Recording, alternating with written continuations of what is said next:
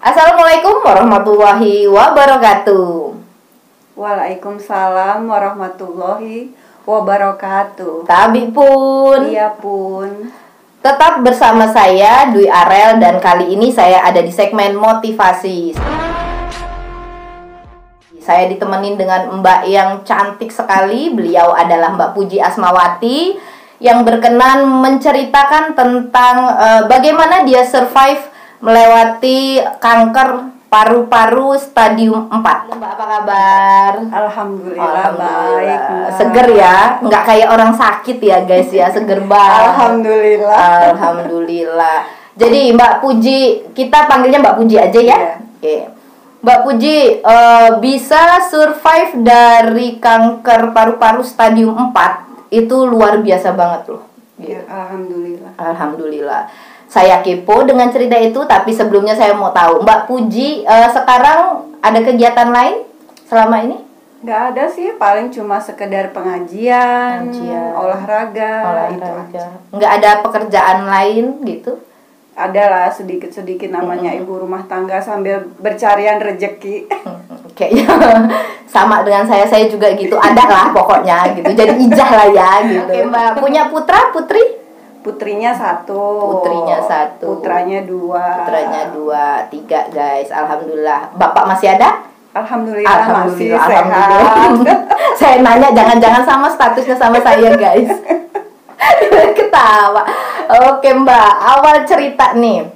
Langsung ya kita awal cerita kena kanker stadium 4 itu gimana? Apakah ada stepnya dari stadium 1, 2, 3 atau langsung stadium 4? Ada stepnya. Dari awal itu saya batuk yang berkepanjangan. Setiap batuk itu dikasih obat, tapi nggak pernah namanya sembuh. Antibiotik apapun tidak pernah sembuh, tapi nanti sembuh sendiri. Oh, kayak batuk 40 hari gitu iya, kan? Katanya ada ya yang begitu, yang 40 hari nanti sembuh gitu. Terus cek ke dokter? Iya, alhamdulillah cek ke dokter. Awalnya sih dari kelenjar getah beningnya. Oh, punya juga kelenjar? Punya. Dan waktu itu batuknya itu kok sudah stadium 4-nya itu sudah batuknya itu seperti orang TBC yang nggak pernah berhenti. Demamnya, rasa sakitnya sampai ke ujung rambut. Kalau sudah batuk itu harus dipegang rambutnya karena sakit sekali, luar biasa. Merinding. Itu tahun berapa Mbak? Sekitar tahun 2016.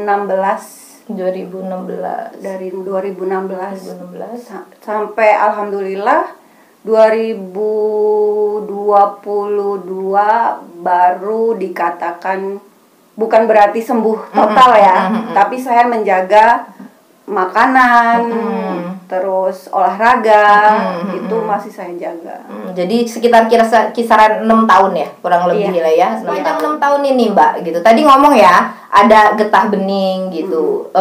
Kanker juga kah itu? Kanker getah bening atau cuman kanker? Karena ada benjolan di ketiak 2. Awalnya memang sudah ada di sebelah kanan. Terus di saat saya sakit yang begitu hebatnya, timbul lagi sebelah kiri. Batuk yang nggak pernah berhenti, rambut saya rontok. Terus saya sempat koma 2 bulan, sampai kasarnya ngomong sudah dibawa ke alam sana. Itu luar biasa untuk hidup saya. Itu waktu itu taunya udah kanker stadium berapa itu? Itu sudah 4 Mbak. Langsung 4? Iya. Oh, nggak ada step misalnya 1, 2, 3 gitu? Enggak. Kalau kanker paru itu kecolongan. Langsung cepet dia. Jadi kayak kalau udah 1 nih ya, getah bening terus ke paru-paru itu kayaknya ngerembet ya Mbak ya? Iya, karena dikiranya cuma masuk angin biasa. Karena kan biasanya kalau orang yang kena kanker tuh daya tahan tubuhnya lemah ya guys. Betul, ya gitu. betul. Dan ciri-cirinya juga kan macam-macam gitu. Tadi ngomong masalah ada benjolan ya di ketiak. Saya berpikirnya itu kanker payudara. Karena saya dulu diajarin gitu. Kalau mandi disuruh diraba gitu, diperiksa. Kalau ada benjolan di ketiak itu kanker payudara. Tapi nggak ada kanker payudara atau yang lain nggak ada juga. Bukan. Syukur alhamdulillah. Penyebabnya itu Mbak kalau boleh tahu? Perokok pasif. Perokok pasif guys, bukan yang rokok ya guys. Perokok pasif itu berarti ada di lingkungan orang yang merokok. Betul. Gitu. Oh, gitu. Jadi Bahaya sekali. Bahaya sekali ya ternyata. Selain dari itu, Mbak, Pola hidup sehat, tingkat stres. wah, stres. Katanya Mbak, kalau waktu itu pernah ya, kami pernah sharing juga dengan kanker, yayasan kanker. Itu dari keturunan. Apakah ada keturunannya gitu dari orang tua? Kayaknya Ada nggak ada bibitnya loh, gitu. nggak ada loh. Gitu ya. Tapi kalau benjolan itu memang saya dari SD. Induknya gitu loh, yang di ketiak sebelah kanan itu dari SD. Setelah diagnosa kanker parunya timbul itu yang sebelah kiri. Induknya lah. Saya kalau denger kayak gitu antara linu sama ngeri guys. Kayak dari sini ke sini tuh rasanya kok lagi kumat tuh gimana Mbak? Sakit banget Mbak, luar biasa. Demamnya itu melebihi dari orang sakit tipes. Oke, luar biasa. Jadi menggigit panasnya itu dari kaki sampai ujung rambut. Sakit sekali. Kayak terbakar atau gimana gitu.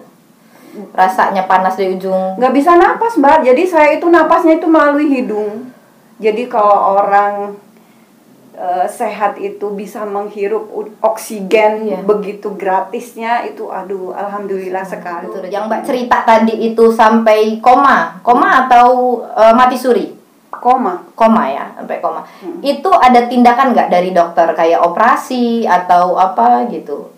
Kemoterapi ya biasanya kalau ada kayak gitu. Saya alhamdulillah karena mungkin Allah terlalu baik, terlalu sayang untuk saya, jadi Allah itu kan turunkan obat itu dengan cara yang lain. Dengan caranya yang lain. Ternyata obat-obat yang ada di sekitar kita itu banyak tumbuhan untuk mengobati batuk dari kankernya. Karena di saat kita batuk itu imun itu sangat turun sekali, drop banget. Benar. Itu kan biasanya kalau di dokter ya, setahu saya gitu, saat udah di diagnosa kanker stadium 4 biasanya langsung diambil tindakan. Kemoterapi atau biasanya apa itu namanya? Penyinaran lah segala macem gitu. Alhamdulillah saya tidak. Mbak nolak gitu? Iya, karena biaya untuk kanker kan nggak murah. Iya. Itu kebentur untuk nggak pakai BPJS? Kalau BPJS juga kan, kalau kanker kan pasti ada obatnya, nggak gratis kan Mbak? Oh iya benar. Nah waktu koma itu Mbak, kira-kira berapa lama? 1 bulan. 1 bulan ya, koma? 1 bulan koma di rumah itu tanpa alat apapun. Tapi saya di rumah itu selalu nggak lepas dari ngaji. Kebetulan suami saya pengobatan herbal juga. Dia yang memberikan obat untuk meningkatkan imun tubuh saya supaya lebih kuat lagi. Terus dengan ngaji itu ayat-ayat kursi ya, ayat-ayat Al-Quran. Koma di rumah? Di rumah. Nggak ke rumah sakit? Enggak. Oh gitu. Kalau boleh ceritain Mbak, awal mulanya Mbak koma itu kayak gimana? Saya tidak pernah sadar bahwa di rumah itu saya punya anak, punya suami, tempat kamar mandinya itu di mana. Setiap saya bangun itu cuma pengennya mejem lagi, nggak mau melek begitu, itu nggak bisa. Jadi alam bawah sadar saya itu seperti diajak jalan-jalan ke dunia lain. Oke lah ya, itu mungkin fase komanya ya. Sebelum itu salah makan atau jatuh atau gimana? Kok bisa langsung koma itu Mbaknya? Itu dari akibat terlalu sakit banget sekali. Jadi satu gitu. Betul, ya. Betul. Jadi tidak tahan, imun tubuhnya lemah, sampai saya sendiri tidak kuat untuk menahan rasa sakit itu. Terus kemudian harus pakai obat penahan nyeri juga kan Mbak? Penghilang rasa sakit gitu? Iya. Oh ya Allah. Udah standar morfin. Oh ya Allah. Astagfirullahaladzim. Iya, berat sakit bener ya Mbak ya? Sekali. saya duk gitu ngerasain sakitnya. Sakit sekali Mbak. Jadi sakitnya itu dari dada tembus ke punggung sampai ke kepala, seluruh tubuh itu semuanya sakit semua. Nggak ada yang tidak sakit. Kami boleh tahu nih Mbak, selain dari ngaji ya. Pengobatan itu ya guys, kita alihin ke pengobatan. Setelah koma terus menolak untuk di rumah sakit ya, tindakan rumah sakit, apa aja nih kalau kami boleh tahu ininya Mbak, untuk berobat sampai Mbak survive? Saya kalau untuk obat anti nyerinya, obat demamnya masih tetap pakai obat dokter. Obat dokter. Saya masih dengan dokter. Untuk kankernya? Untuk kankernya kebetulan saya pakai herbal. Herbalnya cuma kelor sama sirih merah. Teman saya tuh yang suka ngelalap kelor tuh nggak dicuci juga Mbak. Itu kayaknya akan lebih sehat ternyata. Betul, dia ya. Kayak kambing bagus. Dia. Iya. Dia kayak kambing guys. Saya inget ngomong kelor, saya inget teman saya yang kalau makan ada sambal itu udah nggak cuci tangan guys. Dia ngambil kelor nggak dicuci guys. Kayaknya dia akan sehat, terjauh dari kanker, alhamdulillah ya Allah. Jadi itu kelor. Tapi ada, maksudnya ada racikannya tersendiri, ada standarnya sendiri. Kalau untuk obat penghilang rasa batuknya itu sebenarnya sederhana kok. Pakai daun bidara. Itu yang saya lakukan. Daun bidara itu nggak cuma ngusir jin guys ternyata. Bidara itu kan ada 2 ya. Kalau aku boleh tahu bidara apa tuh? Bidara Arab yang paling bagus untuk pengobatan kanker. Yang itu yang saya jalani ya. Iya, yang nggak apa-apa. Terus kalau boleh tahu itu direbus apa diapain tuh Mbak? Dimakan begitu aja. Tapi ada aturannya, iya, saya tidak tahu, sembarangan asal makan gitu. Jadi bukan embe ya, bukan embe. Enggak apa-apa, saya itu terkejut karena teman saya.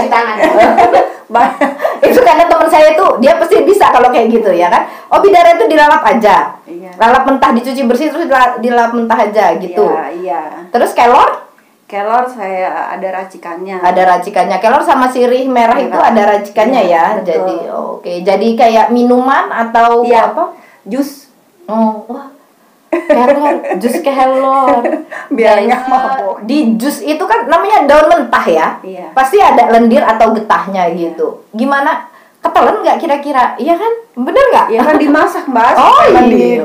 Dimasak guys, saya seujon saya. Saya kirain mentah-mentah kan tahu sendiri kan kalau ditelan kan. Dimasak gitu. Itu kalau boleh tahu sehari minumnya berapa kali? Minum waktu ramuan itu ya, waktu sakit itu. Waktu itu karena saya sudah terlanjur udah sampai stadium 4, saya harus kejar kan. Harus kejar. Jadi sehari itu saya minum pagi, siang, sore, malam. 4 kali. Iya. Pagi, siang, sore, malam. 4 kali ya. Terus makannya pakai lalapan itu aja bidara gitu ya. Iya, kalau pas batuknya luar biasa kan. Kalau batuknya orang kanker itu napasnya itu untuk jalan itu udah susah loh Mbak. Sampai keluar dahak, sampai nggak bisa keluar darah gitu. Nggak bisa keluar dahak, cuma di sini di dada. Panas rasanya. Ngebom gitu loh. Sakit banget. Sampai ke rambut, sampai saya tarik rambutnya. Baru saya batuk. Kalau saya belum tarik rambutnya, saya nggak berani ngeluarin batuk. Ya guys ya, tuh saya dengar ceritanya aja ngerasain sakitnya sampai rasanya merinding ya gitu, sampai sesakit itu. Itu Mbak pengobatan herbal kayak gitu selama 6 tahun kesininya gitu, belum berhenti? Sebelum masih batuk, masih gejala-gejalanya lah, itu saya memang sering minumin itu kelor sama sirih merah. Tapi intinya begini loh Mbak, setiap apapun yang kita lakukan atau kita diberi penyakit, nggak usah sibuk dengan mencari obatnya, tapi bagaimana kita bisa sabar, bisa ikhlas melewatinya, bahwa itu semuanya Allah yang berikan. Waktu koma Mbak gitu, sedikit cerita ya. Kalau yang waktu 1 bulan diceritain kayaknya durasinya panjang guys. Sedikit deh Mbak gitu. Selama Mbak koma itu apa aja yang perjalanan apa gitu yang dilewati waktu koma itu? Banyak sekali Mbak, karena secara nggak langsung itu kan kayak mati suri itu ya. Iya, betul. Gitu. Sukma lepas dari jasad apa aja tuh? Iya, saya diajak sama nenek kakek saya ke sebuah alam yang saya sendiri, alam itu indah. Nenek kakek udah meninggal? Sudah meninggal. Diajak beliau jalan-jalan, diajak beliau untuk tinggal di situ, sampai saya benar-benar bisa menikmati ternyata hidup di sini itu enak loh gitu, enak, indah, nyaman, penuh ketenangan. Ruang dibawa di sebuah hutan, yang hutannya itu banyak pohon tanpa ada angin, tapi pohon itu penuh dengan kesejukan, hijau semuanya. Saya kalau ingat itu pengennya nangis, karena apa ya, Allah itu kasih sesuatu itu di saat kita banyak melakukan amal kebaikan itu luar biasa ditempatkannya, Mbak.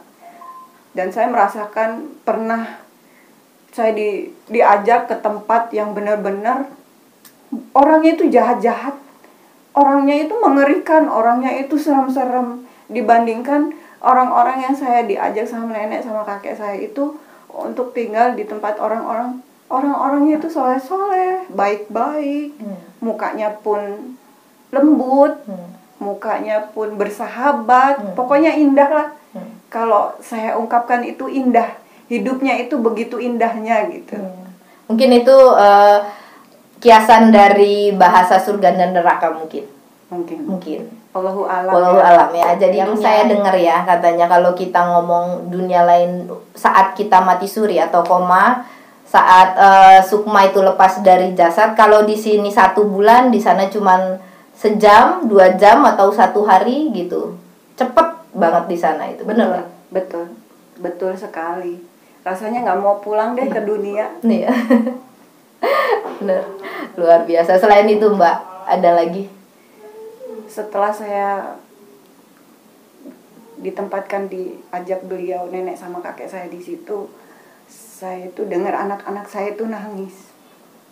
Anak saya 3 nangis semua. Yang paling nangis itu yang paling kecil.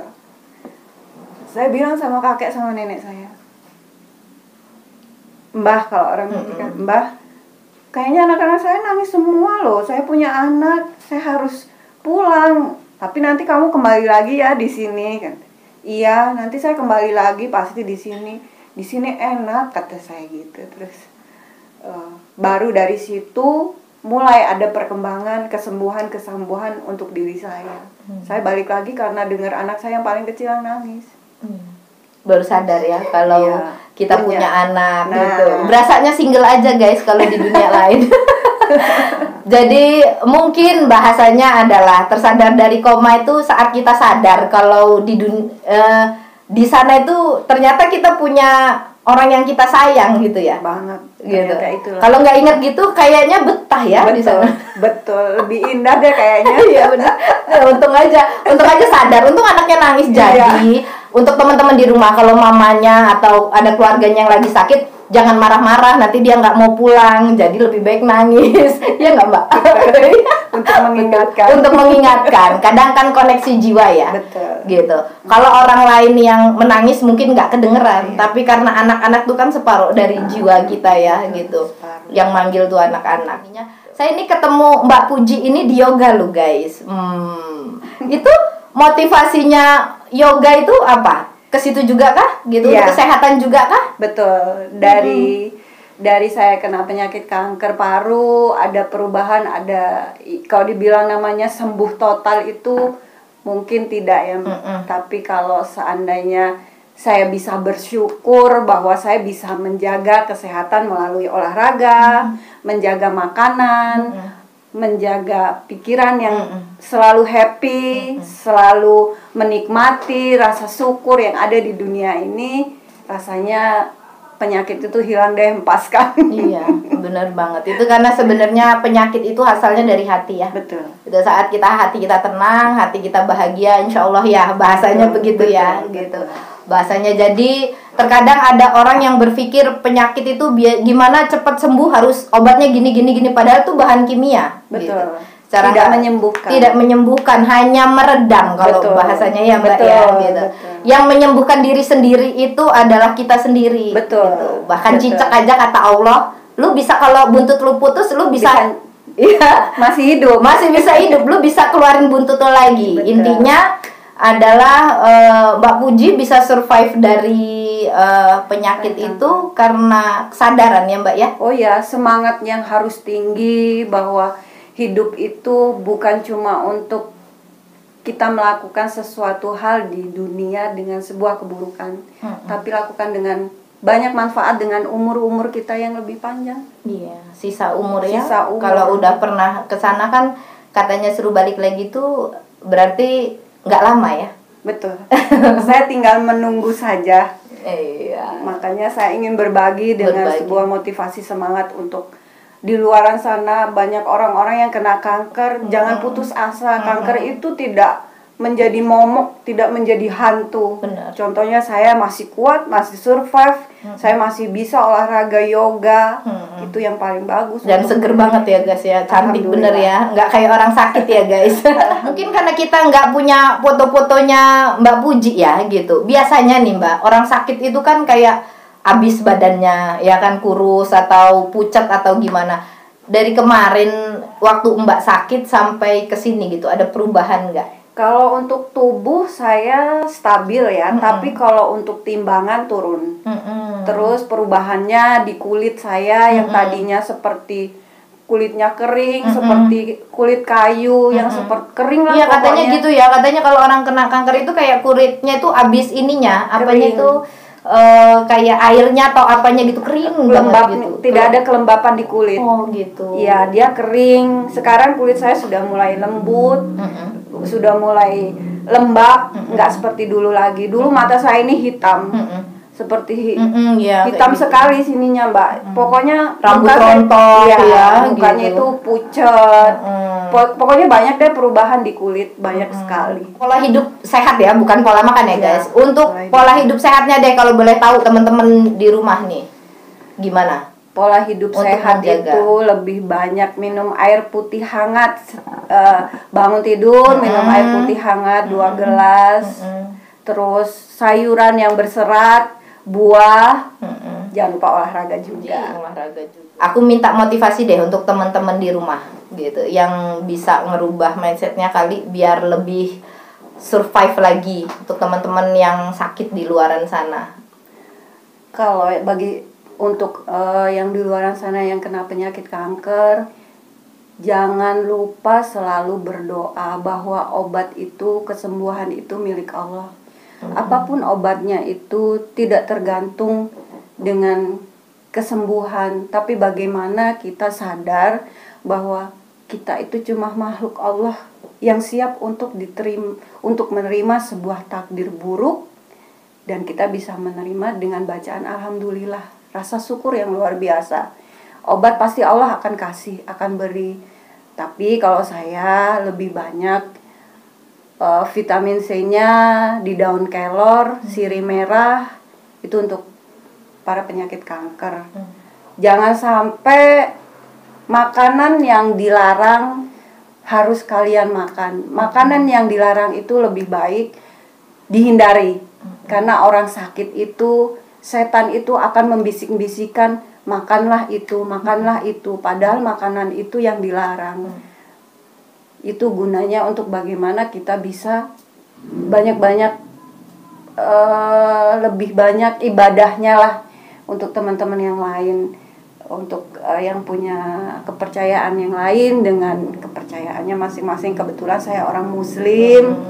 Saya dulu lebih banyak khatam Quran, 1 hari 1 juz. Awalnya saya memang males, berat sekali untuk khatam Quran. Tapi alhamdulillah awalnya saya itu ikut dari one day one juz. Dari one day one juz itu saya bisa belajar bagaimana membaca Quran itu 1 hari 1 juz. Sampai saya bisa 1 hari bisa 2 juz. Walaupun saya bukan seorang ustazah, walaupun saya itu bukan orang yang hebat secara mengajinya, tapi mengaji dengan diniatkan dengan bahwa untuk kesembuhan penyakit kita itu yang penting. Jadi tergantung niatnya ya. Betul. Jangan lupa niatnya. Jangan lupa niatnya. Alhamdulillah. Mbak, dari motivasinya Mbak Puji tadi ya, dengan akhirnya bisa survive gitu. Kira-kira teman-teman di luar sana nih yang baru dengar mungkin kalau mereka kena kanker ataupun yang sudah menjalani gitu. Kira-kira kalau mau sharing-sharing sama Mbak Puji gimana gitu? Saya dengan senang hati. Iya. Saya akan bagi IG saya, Iya. saya akan buat IG baru. Siapapun yang ingin mencari obatnya, saya dengan senang hati berbagi ilmu, berbagi manfaat di saat umur-umur saya masih bisa bermanfaat untuk orang banyak, terutama orang-orang kanker. Alhamdulillah. Jadi nanti saya minta nomor WA-nya ya Mbak. Nanti ada nomor WA atau medsosnya di deskripsi ya guys ya, gitu. Apa boleh main ke rumahnya Mbak Puji? Dengan senang hati.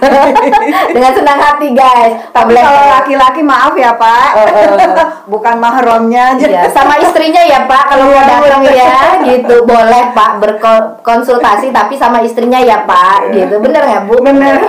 Jadi kalau boleh tahu rumahnya di mana kali ya? Ada yang kepingin langsung ketemu Mbak Puji deh ngobrol nih, gitu. Boleh. Dimana? Rumah saya kebetulan di Jalan Untung Suropati, Gang Wari Pios Ujung, Labuhan Ratu. Labuhan Ratu. Nanti kalau yang kurang lengkap atau apa ada nomor WA-nya ya Mbak ya, gitu. Bisa ngobrol-ngobrol ya, gitu teman-teman di rumah. Oke, guys. Kayaknya obrolan kita itu kalau kepanjangan juga bosen. Tapi kalau kepo kamu orang akan cari Mbak Puji. Jadi sebelum ditutup, saya mau Mbak Puji sedikit close statement deh gitu. Apa nih untuk teman-teman di rumah? Bagi teman-teman yang sudah terkena penyakit kanker ataupun belum, kesehatan itu yang paling utama. Allah itu kasih kesehatan yang luar biasa. Di saat kita hirup oksigen, banyak sekali rasa syukur, rasa nikmat yang sudah Allah kasih. Jadi di saat kita sehat, di saat kita sakit, banyak-banyak bersyukur, banyak-banyak mengucap alhamdulillah. Apapun itu yang bagi kena penyakit kanker,